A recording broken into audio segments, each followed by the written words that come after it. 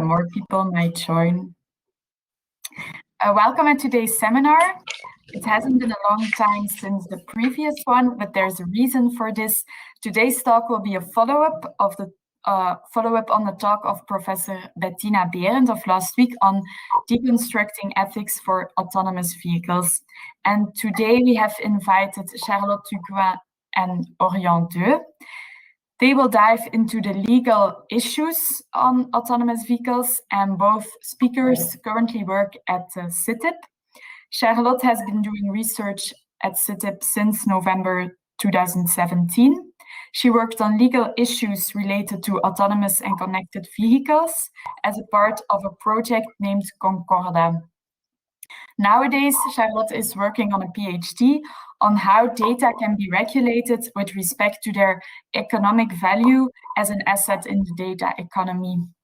Orian Dheu is a doctoral researcher at CIF as well. He is a Marie Curie Fellow under the Safer Autonomous Systems Horizon 2020 project. Prior to joining CIF, he worked for almost 3 years at the French Civil Aviation Administration in Paris, where he was a legal advisor. At CIF, Orian carries out research on the legal and liability implications of AI autonomous systems with a focus on transportation systems. And that's the reason why we invited both speakers today.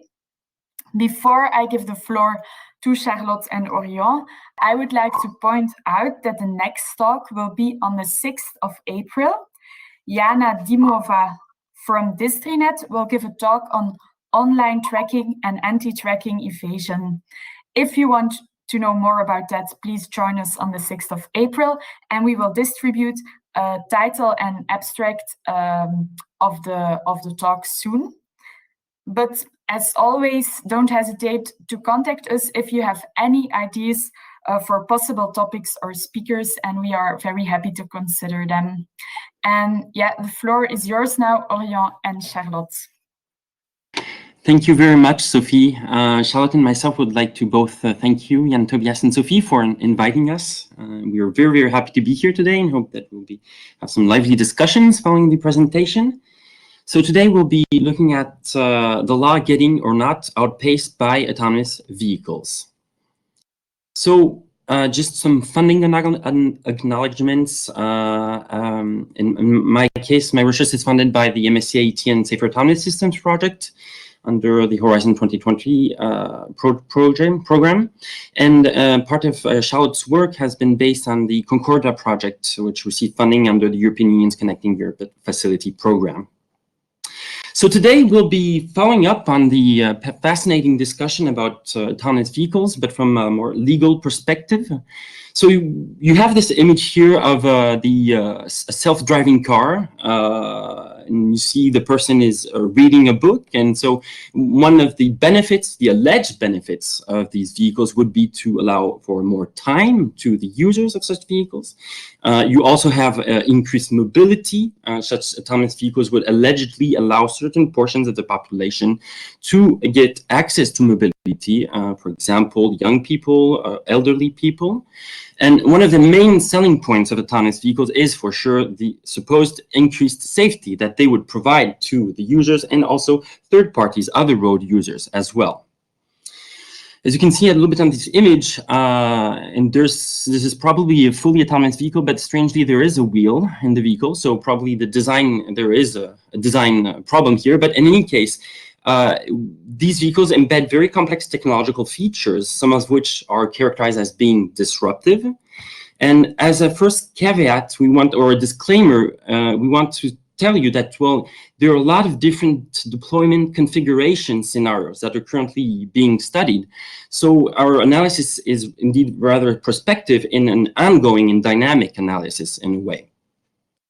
So to go into some of these disruptive features, and I see that the first one does not really appear well on the screen, but you can imagine that the first logo refers to AI and machine learning, which may be embedded in these algorithms that go in the software of these autonomous vehicles.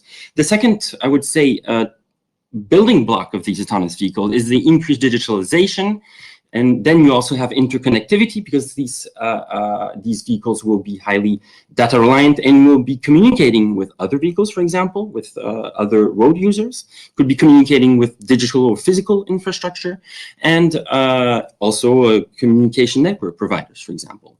And so you see that there's a range, an increased range of actors within this very complex ecosystem, which, as we want to stress again, is a very evolving one, and the exact setting is not yet completely known.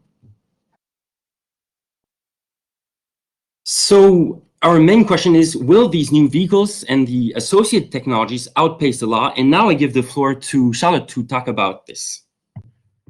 Thank you, Orion. Well, our question is a bit provocative.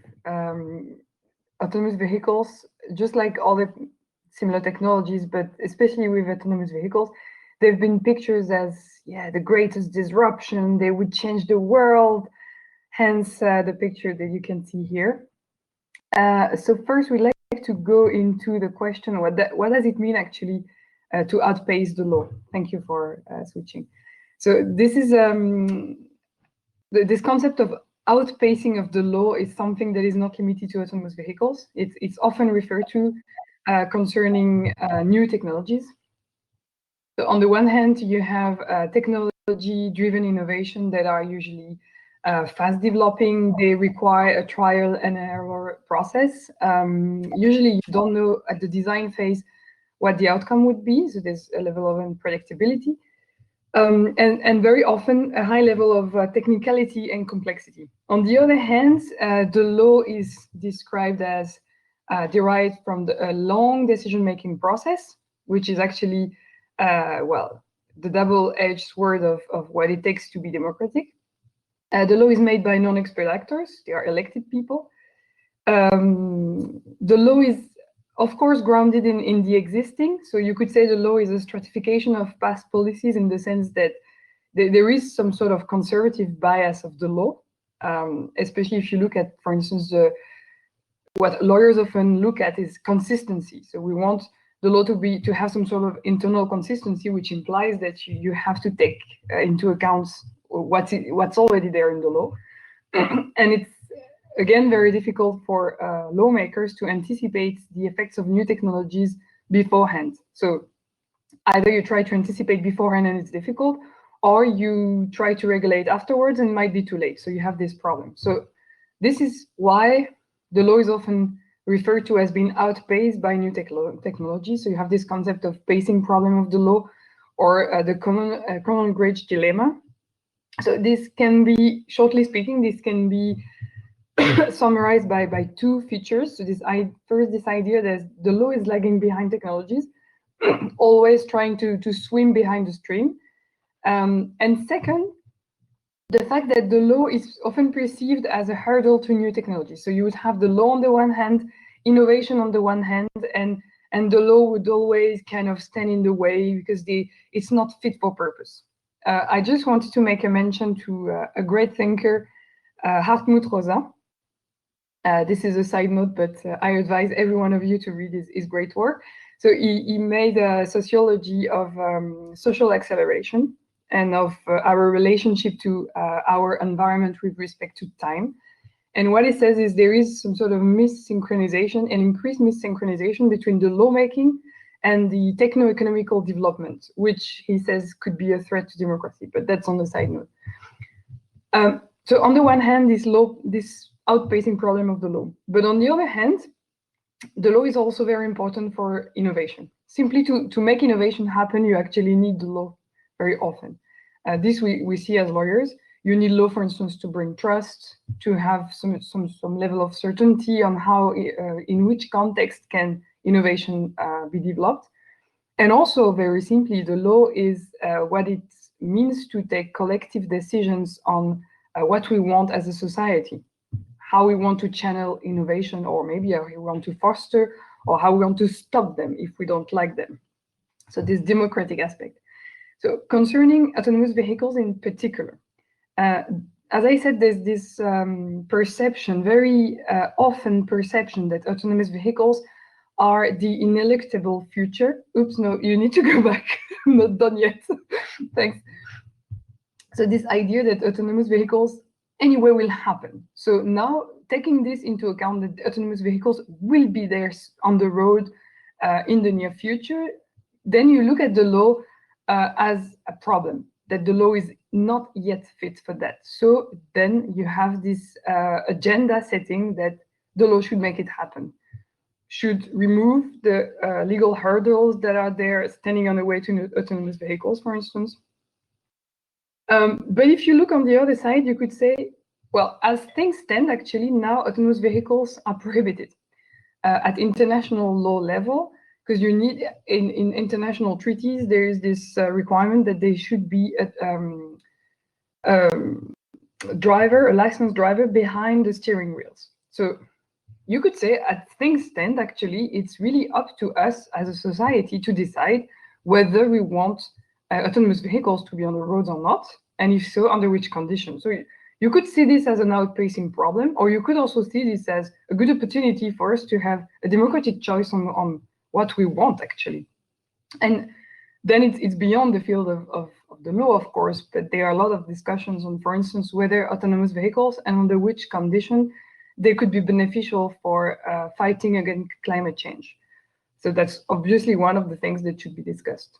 Then just a note of caution with respect to what I call here path dependency.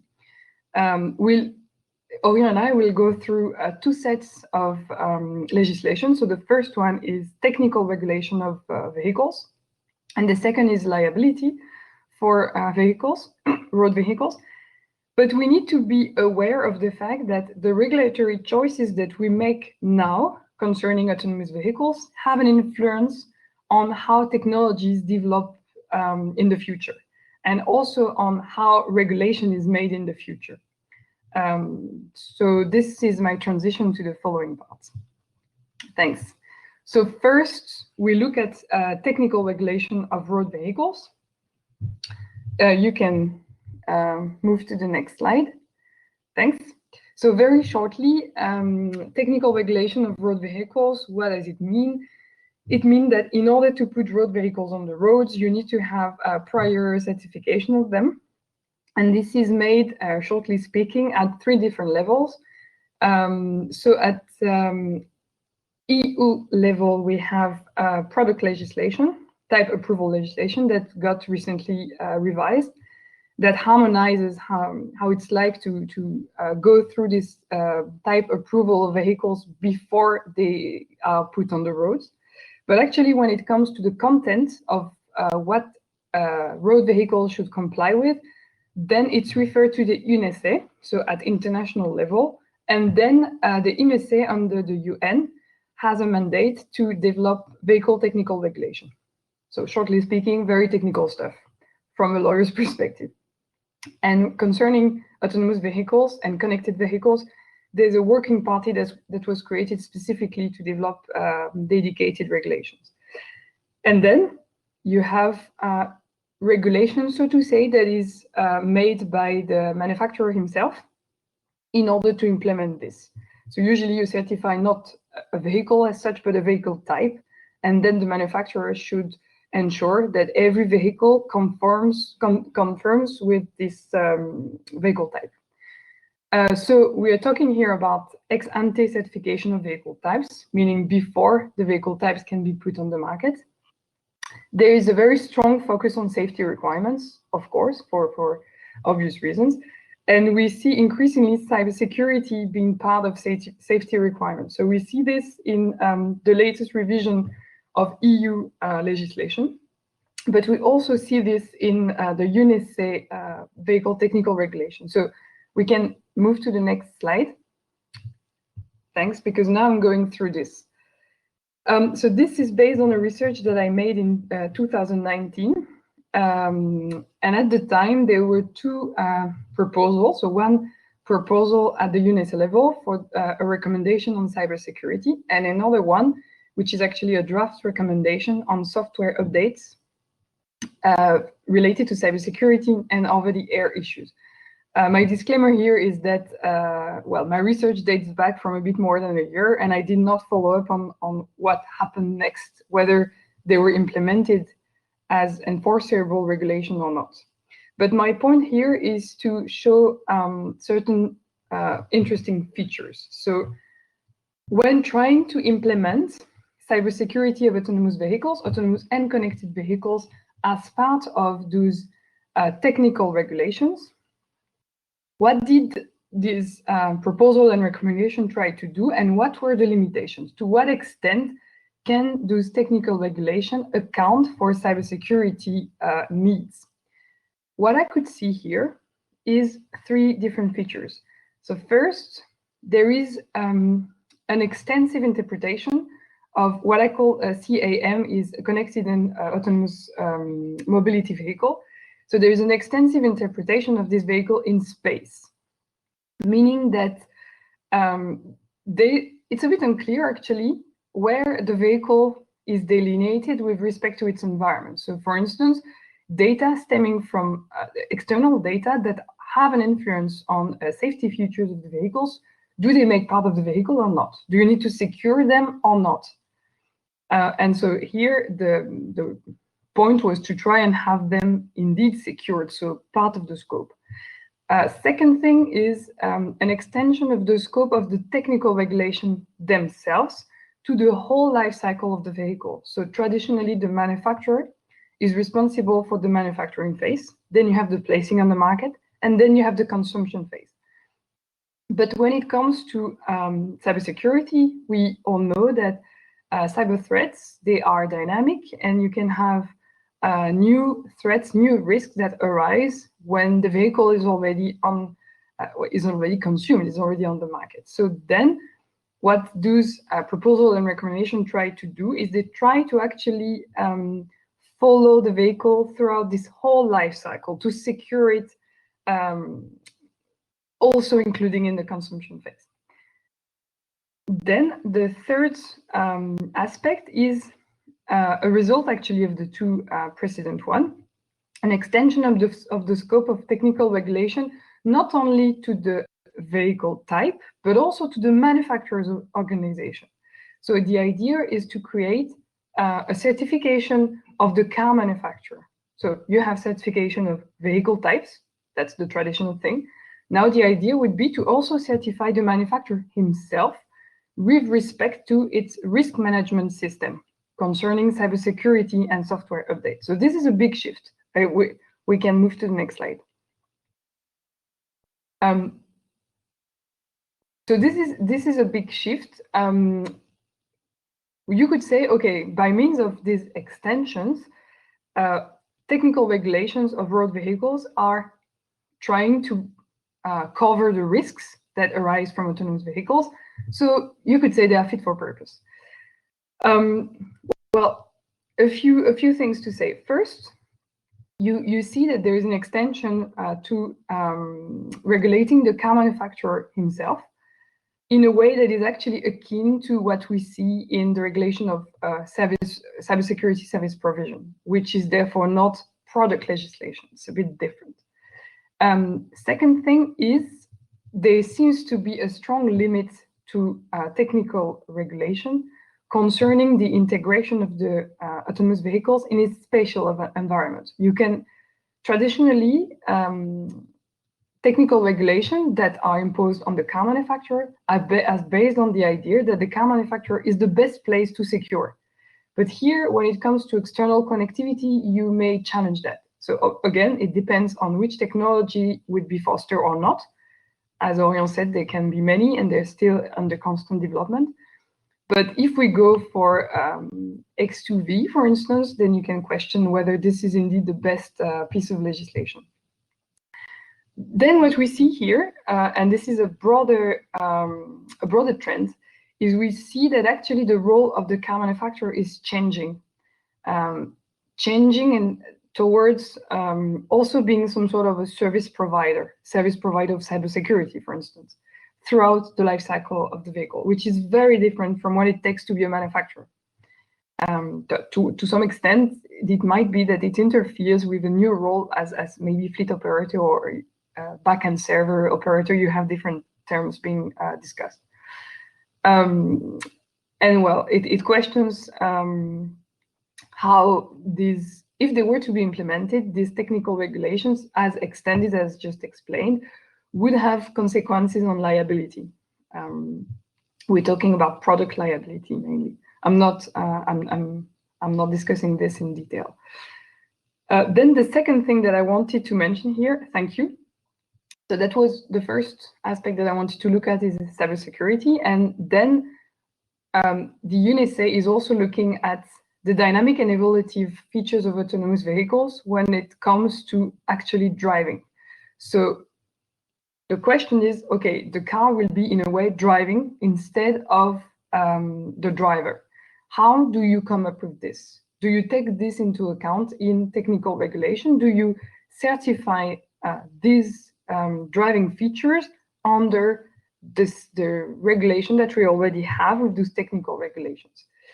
The problem you have here is that, as we already said, autonomous vehicles, well, there's a dynamicity of the way it works and predictability. You have adaptive features. Also, such cars are not yet on the roads, and they may rely on very different technologies, actually, which are constantly evolving. On the other hand, with ex-ante certification, so with those technical regulations that you have to comply with before the vehicle types are put on the market, it's based on ex-ante evidence that a system complies with predetermined requirements. Ex-ante meaning before placing on the market.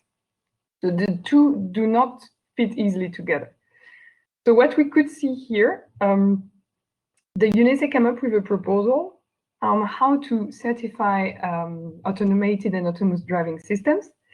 And they actually want to enlarge the scope of existing regulation to driving features, driving capabilities.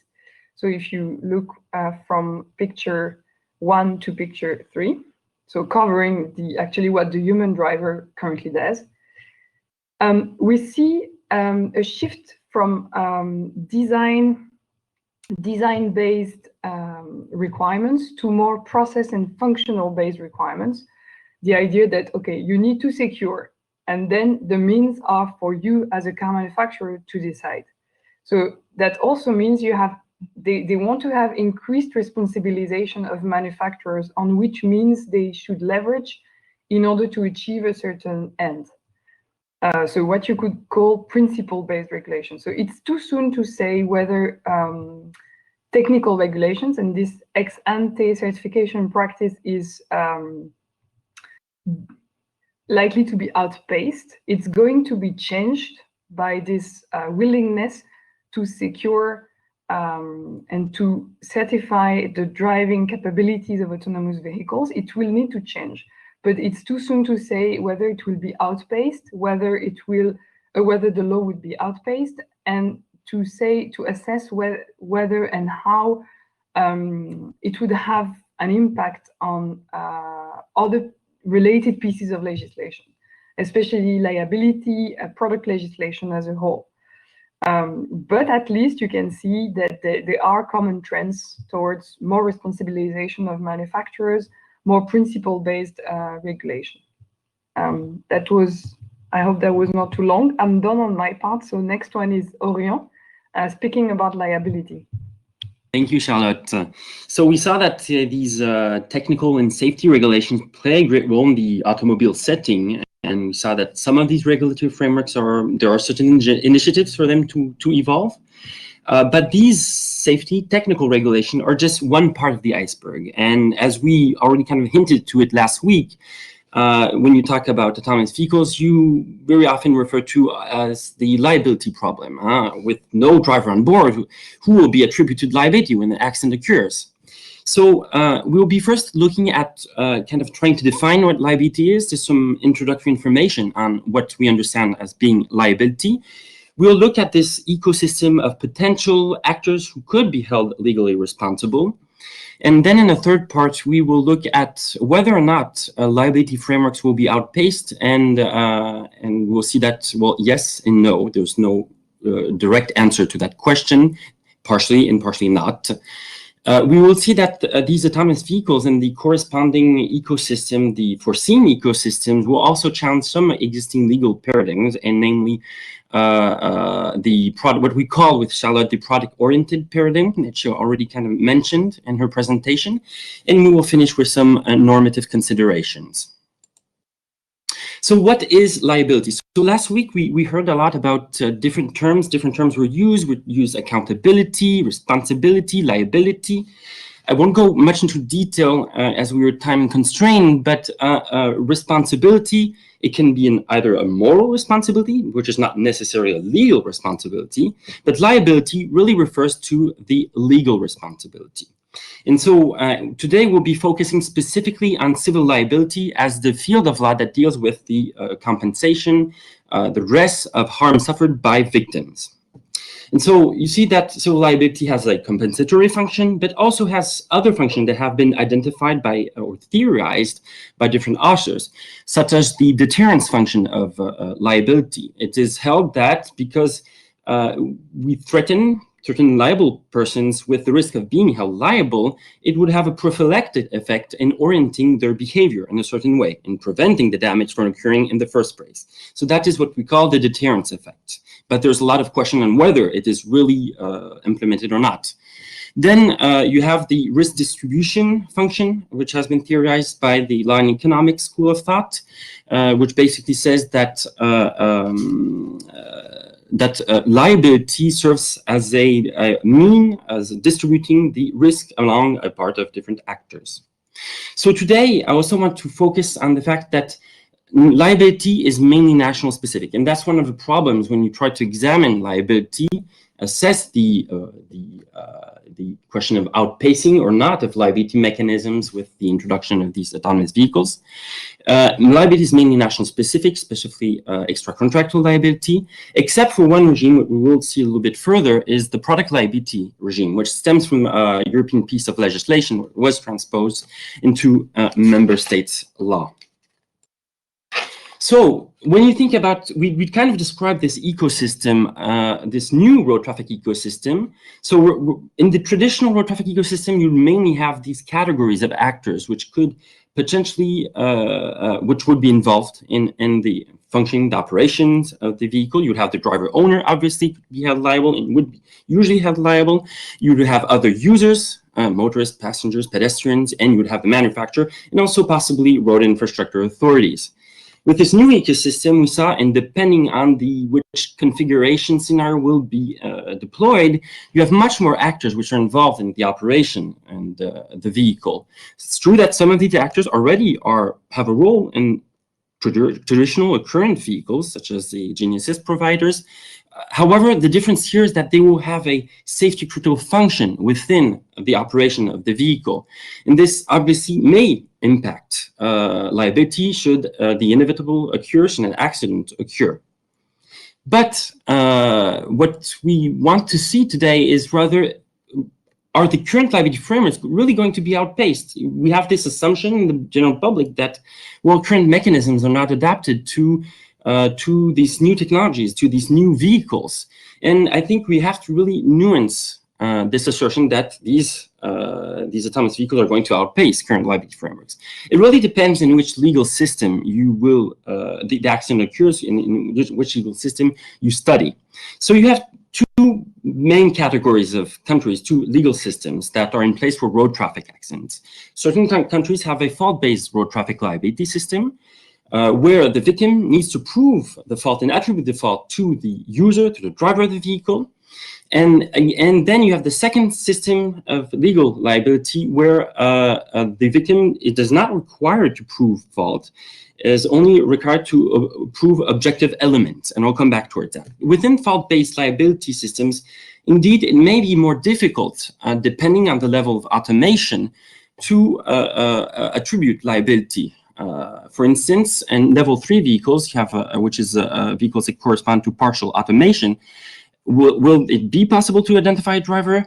Well, yes, but it will depend on the driving mode in which the vehicle was when the accident occurred. You know that in level 3 vehicles, the driving functions are shared between the user and the computer systems. So potentially, yes, there may still be a driver in control when the vehicle hands over control to the user of the vehicle. However, the liability being attributed to this user will indeed really depend on the moment the accident occurred. If the accident occurs during the transitional phase, which is a really gray phase, that is when the systems are not able to cope with the driving conditions and hand over control to the user, it's not very clear if liability could be easily attributed through fault to the user of the vehicle. In level 4 and 5 vehicles, the picture's a little bit different, well, quite different in a way.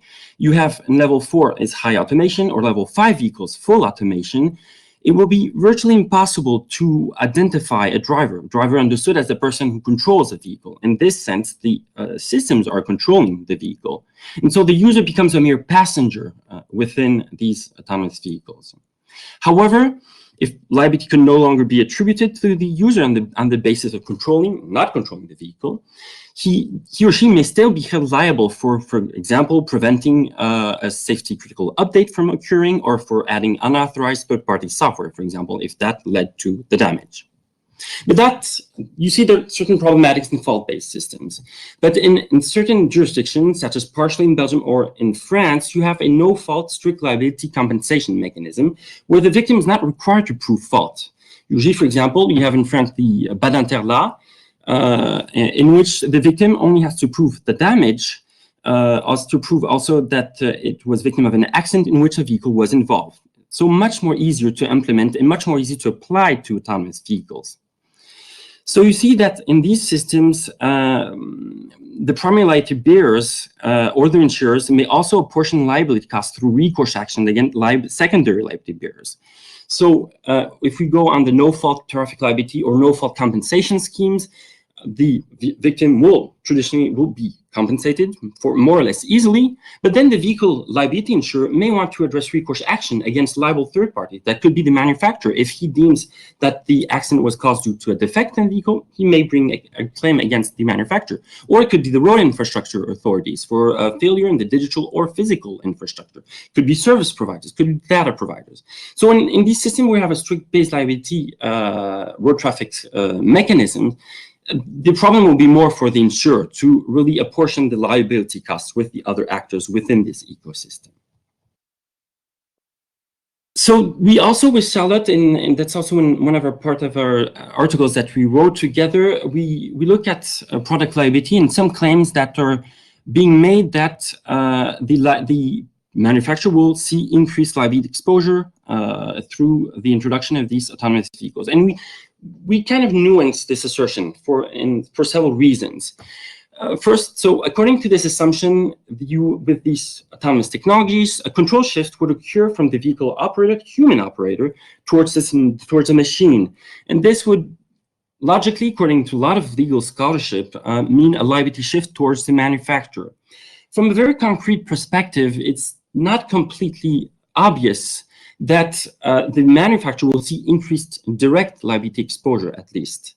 For a simple reason is that the product liability regime that's currently in place may be difficult to apply to autonomous vehicles. And so, for instance, this product liability regime, which establishes a strict liability regime for defective products, targets a producer, there may be difficulties in qualifying software as a product. And we know that software within these autonomous vehicles play an important role, a crucial role. Then you also have the difficult question of characterizing the defectiveness within these vehicles. Within the product liability directive and its national transposition, product is deemed defective. It fails to meet the legitimate safety expectations. And the question is, but what kind of safety expectations can we have for these vehicles? It's not that clear. And the second element that may kind of prevent the real implementation of the product liability directive is that even if the victim can apply the product liability directive, she may be confronted with the producer invoking certain defenses, such as the state-of-the-art defense and the later defect defense, which could effectively prevent the victim from being compensated on this basis. And so you see that we have to nuance product liability, the manufacturer's increased liability on the basis of product liability, at least, as a clear-cut assumption. But this assumption works better in fault-based systems. As I said, in fault-based systems, the victim will have to prove liability of the user of the driver. It will be difficult for reasons explained above, so it may be preferred to try to implement product liability directive. But in systems where you have no fault-based liability or no fault compensation mechanism, where the victim gets easily compensated, in this case, the victim will have little incentive of bringing claim against the manufacturer. And this could at least be left for recourse action for the vehicle insurer. So going a bit further into the analysis, so we saw that product liability, the liability mechanism will not be completely outpaced or may not be completely outpaced by these new vehicles. We also think that these new vehicles, as has been hinted in Charles' presentation, as to the dynamic nature of these vehicles, we have to also kind of nuance what we call the product-oriented paradigm. That means a lot of scholarship is being written on the fact that there's maybe a regulatory focus placed on the vehicle itself, but you have to take the entire ecosystem into account, and that's not sufficient. First of all, you may have a possible extension, as been hinted by Charlotte, of the manufacturer's activities towards that of more operational duties. So, for instance, it is highly possible that the manufacturer will have to provide continuous safety critical software updates, will have to provide dynamic monitoring, and also in some deployment scenarios may also be housing some of the back-end service. So you see that the manufacturer is not only putting a product into circulation, but may also potentially be involved in the operation of the vehicle. You also have, as been hinted above, a blurred product versus services dichotomy. Autonomous vehicle are really at the crossroad of product and services. And you see that this technological ecosystem that surrounds these autonomous vehicles involves a lot of different services for the concrete and safe operation of these vehicles. And so it's important not to only apprehend the vehicle itself, the product itself, but the entire system that surrounds it and the other actors as well. Another important element that we look into, and that I also look into within my research, is the impact of the foreseen servitization of mobility on existing liability mechanisms. So you know that these autonomous vehicles are called to maybe foster new business models, new operational models, like mobility as a service. You probably have heard of that. We may be sliding towards from private ownership, private use, to more commercial operations, and we may see the event of more important mobility service providers. And in a way, this professionalization of road mobility may lead to a sort of servitization of liability. So just to finish this presentation on liability, some normative considerations. So we saw that there's a lot of legal fragmentation across Europe when it comes to road traffic liability. There are no, except in the UK, but it's not a liability regime per se, it's a compensation mechanism. You have the UK adopted in 2018 a Automated and Electric Vehicles Act, which provides a piece of anticipatory regulation. It's not yet applicable from my understanding, but will apply to autonomous vehicles. But other than that, you don't have a uniform, there's no uniform apprehension of liability or compensation for accidents caused by autonomous vehicles in Europe. And you see there's fault systems, strict-based no-fault systems. So obviously, we will probably need a European approach, but what approach do we need? That's still an open question. What kind of evolution will we need? Do we need some kind of adaptation? What is sure is that probably in the interest of the victim, we will need to have a strict-based liability regime. That is something that seems to be obvious. The victim needs to have facilitated compensation. And this is also a trust-building block for other actors as well. It will enable the uptake of these new technologies, if we want these new technologies to be developed and deployed. There have been different initiatives at the EU level, but in my opinion, and we also studied this with Jan de Bruin at CIF, these EU initiatives, such as the European Parliament URI proposal, proposes a liability framework for high-risk AI applications, and it includes both aircraft, includes autonomous vehicles, it includes healthcare sector, if I'm not mistaken. And this is a bit problematic because it gives a overall a one-size-fits-all, in a way, framework to all these different kind of applications for AI. And it doesn't take into account the sectoral specificities, doesn't take into account some of the existing liability mechanisms that may be more or less apt, and we could try to see if these liability mechanisms we could extend it at the European level. And it also has certain liability caps which are very low in certain circumstances. So you see that there are a lot of questions with regards to whether or not we will have a good normative evolution, should that be necessary at the European level. So as a conclusion, just to, again, on the disclaimer side, is that one of the inherent limits of the prospective analysis is that you have different deployment scenarios and configurations, which are not yet fully determined. We do not know yet how these autonomous people will deploy from an operational perspective, technological perspective, not completely yet. However, we built the assumption that autonomous vehicles are said to outpace the law, and we try to criticize, at least try to nuance this assumption of the law being outpaced by these new vehicles. And that's about it. I think you already talked too much. Thank you for your attention. We're open to questions. We hope there will be a lively discussion. And thank you very much. I don't know, Charlotte, if you have anything to add? No, thank you very much. Thank you very much, Charlotte and Orion, for this interesting talk.